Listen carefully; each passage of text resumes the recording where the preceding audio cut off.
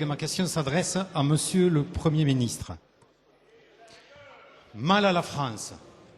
Nous avons été très nombreux à avoir mal à la France. Le triste et affligeant spectacle du passage à Paris ce lundi de la flamme olympique a interpellé nombre de nos concitoyens. Des pacifiques drapeaux tibétains confisqués, 3000 policiers déployés et des vigiles chinois pour escorter la flamme, devenue pour beaucoup, dont pour moi, celle de la honte. Quel dévoiement du symbole de paix et de fraternité de l'olympisme, surtout ici, à Paris, en France, mère patrie des droits de l'homme et du citoyen et berceau du baron Pierre de Coubertin.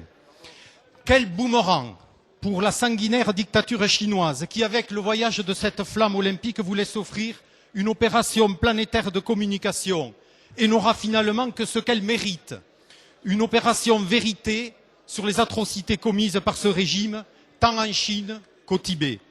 Nul ne pourra dire « je ne savais pas » qu'il s'agisse de la répression sauvage des émeutes du désespoir au Tibet, des terribles laogai, camps de travail forcés chinois, ou encore des milliers d'exécutions capitales par an. Les sportifs ne doivent pas être pris en otage. Les Jeux à Pékin doivent avoir lieu. Pour autant, la France doit s'exprimer sur cette question clairement et officiellement. Ma question est double, Monsieur le Premier ministre. À quel moment le président de la République, qui de surcroît présidera pendant les Jeux de l'Union européenne, a-t-il l'intention d'annoncer que ni lui, ni aucun officiel français n'assisteront ni à la cérémonie d'ouverture, ni à celle de clôture des JO de Pékin? Deuxième question. Quand le président de la République, à l'instar de la chancelière allemande ou du président des États-Unis, recevra-t-il officiellement le Dalai Lama? La parole est à Monsieur le ministre des Affaires étrangères et européennes. Monsieur le Président, Mesdames et Messieurs les députés, Monsieur le député, je vais tenter de vous répondre avec la conviction d'un militant des droits de l'homme que je n'ai jamais cessé d'être et avec la responsabilité d'un ministre des Affaires étrangères. Ce n'est pas incompatible, Monsieur le député.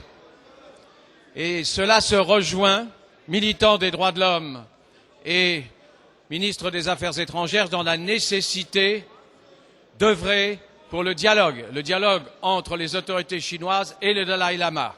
Mais je vais répondre précisément à vos questions. J'ai été, comme vous, très malheureusement surpris par le déroulement de cette manifestation, d'autant que j'avais reçu au Quai d'Orsay les groupes de militants des droits de l'homme et des militants du Tibet que vous connaissez bien. Ne revenons pas sur cette sombre journée. Il y a des enquêtes administratives qui sont menées par le ministre de l'Intérieur sur la façon dont ça s'est déroulé. Mais quand même, je suis, je le souligne, singulièrement surpris par la conduite de ceux qui avaient la responsabilité au terme de la charte olympique, en effet, les Chinois, par leur comportement dans les rues de Paris. Et je n'ai pas été le seul, les sportifs l'ont été également et plus encore que moi. Alors, la position de la France, Monsieur le député, la position de la France, c'est d'appeler au dialogue. Ça veut dire qu'il est possible de parler et d'entendre, je le répète, les autorités chinoises et le Dalai Lama. Lorsque le président de la République, c'est la position officielle de la France, en ce qui concerne le boycottage ou la participation à l'ouverture des Jeux olympiques, lorsque l'évolution le permettra, le président de la République s'exprimera sur sa position personnelle. En attendant, Monsieur le député, personne parmi les 27 pays de l'Europe ne demande le boycottage des Jeux olympiques eux-mêmes. Personne, personne, personne. Maintenant, dans quelles conditions pourrait-on faire progresser ce dialogue? Eh bien, nous parlons avec les autorités chinoises. Je m'adresse au Dalai Lama au moins 2 fois par semaine. Et ce qu'il y a de commun entre eux, c'est évidemment que personne ne réclame l'indépendance du Tibet, comme vous l'avez souligné. Et que c'est peut-être une possibilité pour se parler. Quoi qu'il en soit, en dehors de la facilité de critique que je vous accorde, il est bien difficile dans ce cas-là de concilier et les droits de l'homme et la responsabilité. Nous le ferons avec votre aide, j'en suis sûr. La parole est à André Flageolet.